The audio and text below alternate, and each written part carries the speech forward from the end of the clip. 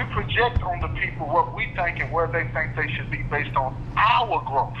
And that's just not fair. One, and two, is judging. But again, well, I'm gonna reserve comment on that. I don't really know if that's judging or not. I don't want to say that, but when you project and say, man, you ought to be doing this and you should be doing that, talking about mentally the way you move, that's because that's what we say we'll be doing or what we want to do. You know what I'm saying? Right. And that's hard for excuse me. That's hard for people to understand when they do that. I agree with what you said though about that, where we should always be uplifting people. You can do that. You can uplift a person anytime without constantly trying to refer back to, you know, this is something that bothers me. Tell me what you think about this. And sometimes I mind it, sometimes I don't. Well, I remember when you was like such and such and such and such, and you was doing this and doing that, and they'll kind of want you to still be stuck right there. Yeah. You know what I'm saying? To give you your prompts, as opposed to saying, boy, look at you now. Look at you now. You know what I'm saying? And move forward. They always want to do that. Now, sometimes it bothers me, sometimes it don't, because it's like, I wonder if people really see me now. You know what I'm saying? No, I don't. In my opinion, I don't think people. You can tell a person has grown, but you're not inside of their head or to experience what they really the growth that really has taken place. You can't do that. It's just like, you know, I can acknowledge, oh, you're being much more mature. But deep down, I don't know the level of growth that you really done experience. And then, even when you said, but hold on real quick, dude. Okay, so boom, you tuned in with, hold on. Okay, so boom, you tuned in with Big Joe and Lil Joe. You already know what time it is. If you ain't downloaded the podcast, go download my daddy podcast. It's Doing Time with Joe. It's spelled DOIN, Time with Joe. If you type it in Google search, it's gonna pop up. All the links is gonna pop up. It's also gonna be in the description on this video. Pops, you got something you want to say? Yeah, I tell you, it's just another day, man, in here, man. I appreciate the opportunity to get to talk to you again today, man. I'm looking forward to the conversation, man. Appreciate y'all out there for all the support too, right? We actually sitting here having a conversation. I did a live today, and I was just talking about the scripture when it talk about seek ye first his kingdom and his righteousness, and all things will be added on to you. And what I was speaking on is, you know, doing it his way. Even, you know, everything is a process. Everything is a process. Even when it may not look like what is working out, you got to put your best foot forward. You know what I'm saying? You got that mustard seed of faith. And me personally, I'm going to vouch and say, it's going to manifest. And I say that from personal experience. I don't say this from an opinion who has not experienced what I'm speaking of. When I've been home 5 years now, and in the 5 years, I have dabbled in that. I've had both foot in, but at times I took one foot out and I fell a couple of times. But it's a difference between when you fall and get back up and when you fall and stay. I fell a couple of times in the process, but I've always got back up and continue to do what I know I have been called to do. And I credit all of my what we call success to me getting back up and getting back to my purpose. It ain't had nothing to do with, you know what I'm saying, my imperfections, my flaws.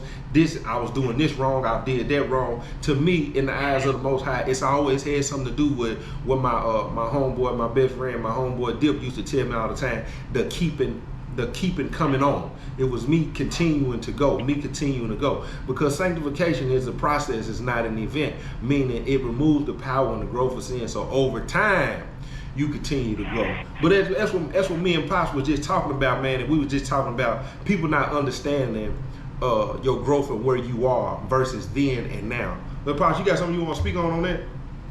Yeah, real quick, like what we were talking about right before you started the show is like people don't experience what you experience to get that amount of maturity and growth that you have. But what they'll do is they'll project where they think you should be based off of their experience. And we all do that. And that's what I was saying earlier. We got to be careful about that, because the way you project onto somebody else is a manifestation, or whether not a manifestation, but it's coming from where you're at mentally, what you've experienced mentally, what you've done and gone through to be the person that you are and to see the world the way you see it. It's not necessarily taking into account the person that you're talking about, what they experience, because you don't know what they experience to get to the point that they are. Now, they might share their testimony with you, but I'm talking about when you take a person's hand. I'm going to use an example here.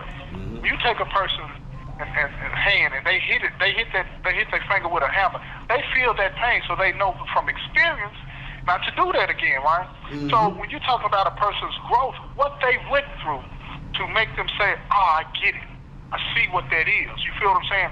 I'm going to do it like this. You know what I'm saying? I'm going to listen to what the Most High is saying versus not listening to what the Most High is saying. You don't know what they went through to get them to that point of maturity to where they totally rely and depend on the Most High. But we want to project what we think and what we feel based on what we've experienced in our walk with the Most High. You see what I'm saying? And and the Most High meets us where we're at. So all of us are going in a direction at the pace that the Most High knows that we're going to get there the way he wants us to get there. And it's all different, man. Exactly. And it's all different. Exactly. And it's most definitely been a process since I've been home. But okay, so boom, y'all already know what time it is, but it's story time. We got a couple of minutes. And Pops, man, we was talking yesterday, man, because I know the viewers, me and Pops, you know what I'm saying, we always want to make sure we giving a message. I always make sure it's some wisdom and some gems dropped in there. Well, we most definitely love sharing our journey, you know what I'm saying, so you can see where we were versus where we are now. But me and Pops was talking yesterday, man, and I was telling him about the story that I dropped about the correctional officers being affiliated. Then I was telling him about another story that I'm about to drop probably tomorrow about about an inmate dealing with a woman officer, another inmate finding out, and that inmate found a way to extort and manipulate the situation. But go ahead, Pops. You remember a situation like that you were telling me? Yeah. I remember a situation like it. One of the guys, man, he had a female that worked in the kitchen, right? Yeah. I got a couple of stories, but I'm gonna tell you this one. He was working in the kitchen with this female. She worked in the kitchen, right? He had her. What I mean when I say he had her, I mean, you know, they were in a relationship, okay? Yeah. So another guy walks in, and he catches them in the restroom. They weren't really watching out, you know, make sure nobody, you know, could see what they were doing, or walk up on them and see what they were doing. And he busts them. And this guy's from an opposite affiliation too, right? So when he walks in and busts them, he sees what's going on. Gotcha. You know what I'm saying? So then he ends up blackmailing her. He didn't let dude know at first, not initially, okay? He lets her know because for some reason or another, she knew he was telling the truth, right? Right. Now, I don't know that part of the story, right? But anyway, he blackmails her. Next thing you know, he's having sex with her, and the brother's having sex with her as well. So he ends up telling her, you know, look, I need this, I need that, I need this, I need that. So that's when she finally breaks down and tells bruh what has happened. Now, bruh and the Crip dude, they end up getting to fight, you know what I'm saying? But at the end of the day, that blackmail took place. Right. You know what I'm saying? And then, and bruh ended up taking care of his business with the fight and everything like that. But the blackmail took place. You had this one woman in the middle. And I want to say, boo, that she was in a relationship on the streets too, right? I'm not totally sure she was married, but I believe she had a dude. You know what I'm saying? Right. So now, and I'm thinking about this woman. She's in the middle. She's in a triangle now. 3 men involved with her, and she's in a situation where if she don't do certain things, she gonna lose all the way around the board. You know what I'm saying? Right. And that's common in here, man. Yeah, that's common in here to the extent that, you know, you'll see people, you know, in relationships and getting blackmailed and so on and so forth. You know what I mean? But I feel blackmail in the penitentiary is huge. Period. Like I've heard dudes who, let's say inmates got access to a counselor who they can get access to information. Dudes who come in with them child molestation charges and stuff like that, they don't come in and tell stuff like that. But it's always an inmate who can get information on people. He might not let everybody know. He might just let that one dude know that he know what's going on. Now he's got an advantage over him. Like blackmail is a huge thing in prison. Yeah, they got, man, you go to, you know, it's one of the reasons they stop you from being able to get certain information in law libraries in the penitentiary, right? Because you can look up somebody's case, right? And get facts, especially if the person appealed their case, right? If a person didn't appeal their case, you're not going to be able to find out much about the circumstances of the case unless that person tells you. But if a person went to trial and appealed their case, and you get that out of the law library, and most people don't know that. You know what I'm saying? No, most people don't know you can go to the law library and get that. You can go, get that information, especially with somebody that got that particular type of charge, pull them on and say, look here, man, you need to start paying me A, B, and C. Right. Or, you know, I'm going to spread this around the compound. Right. And you know what they do? You know what they do? They get on the phone and call moms and tell them to drop that money out. They're going to pay. I had a setting like that. My last year and a half in, when me and Dip had separated, I had moved a brother in that they wanted me to help, you know what I'm saying, learn the word and stuff. They felt like it was time for me to try to teach them about on my own. And one of the brothers that I moved in the cell, you know what I'm saying, he hadn't been in prison long.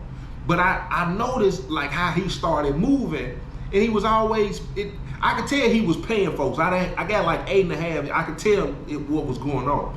So I had my old cell. I was like, man, look up what's the name charges for me. And he had them kind of charges. So one night in the cell, I'm like, man, look, check this out. Because he'd have called me back in the day, I would have went on to use it against him. I said, man, look, check this out. I said, man, I try to tell him, I try to approach it indirectly. I said, man, look, man, don't be in here, you know what I'm saying, letting folks take advantage of you, man, you know what I'm saying, for whatever mistakes you have made in the past or whatever. And he was like, what you talking about, Joe T? And I can see it in his face, you know, because a lot of time you gotta creating that space for vulnerability in the penitentiary is not, it's a small window. You know what I'm saying? Yeah. You feel like you gotta hide everything, especially when it comes to stuff like that.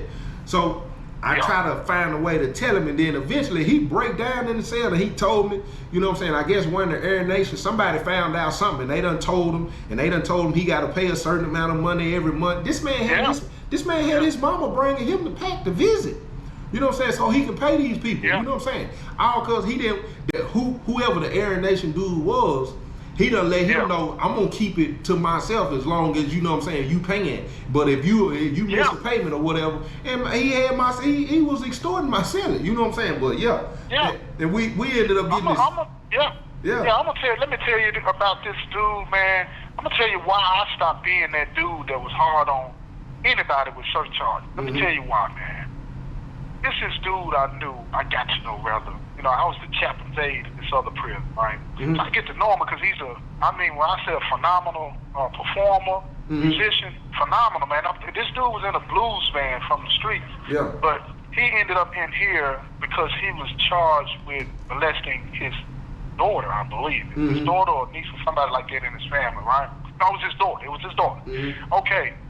This dude kept professing his innocence, man. He was at West Side, the other places. They done beat this dude, raped this dude, and the dude that was repeatedly raping him had AIDS and gave this guy AIDS, man. Wow. They beat him so bad they knocked all his teeth out. They used to make him sleep under the bunk. Wow. He couldn't sleep on top of the bunk. I'm telling you, man, they used to make him get under the bunk and sleep. And this man at this time when I met him, he was already in his late 50s, early 60s, but he kept his faith, and you know what I'm saying, kept standing up saying, you know, he didn't do it.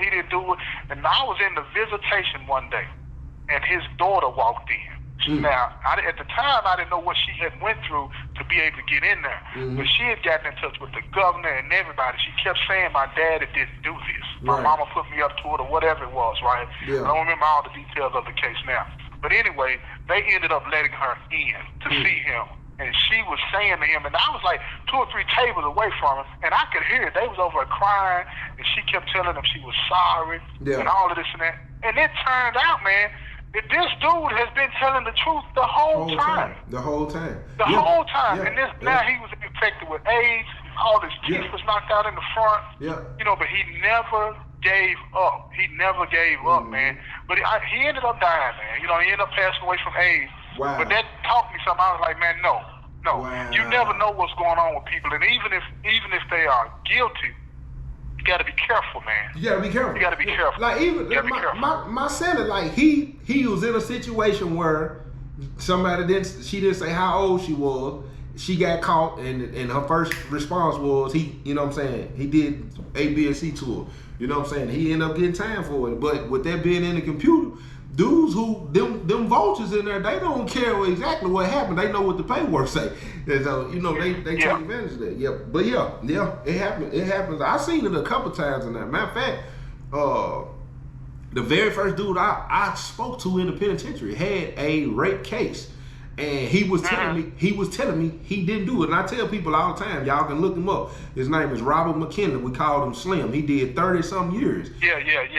And he ended up getting out because they had a piece of DNA. But this man told me, you know what I'm saying, how prison went, how his prison experience, his first couple of years in anyway, just on the because of that charge. You know what I'm saying?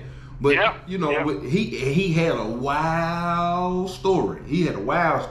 But a lot of that stemmed from, you know, first impressions is everything. When people looking at it like, you know what I'm saying, that's what you are, you know what I'm saying, it made it tough for him. But over time, because of how ruthless he had to become based on that charge, he ended up gaining some kind of respect. You know, eventually people in the penitentiary be like, oh, nah, that's a stand-up dude, you know what I'm saying, that, you know, and it'll lighten up. But he had a rough ride, man, and he was innocent. Yeah, what they mean, he was in, you know, most of the time in here, though, what that means, he a stand-up dude, what that means is, dude ain't gonna play. If I go with him, it ain't about fighting, you gotta go to kill, because he gonna kill something, you know what I'm saying? And that's what gets you your props in here, which is twisted too. But I don't want to just speak on guys with that particular charge. I know, you know, other blackmail situations, man, where it'll be somebody that testified against their charge partner, all of that kind of stuff. When they get that paperwork out of the library and stuff like that, they coming.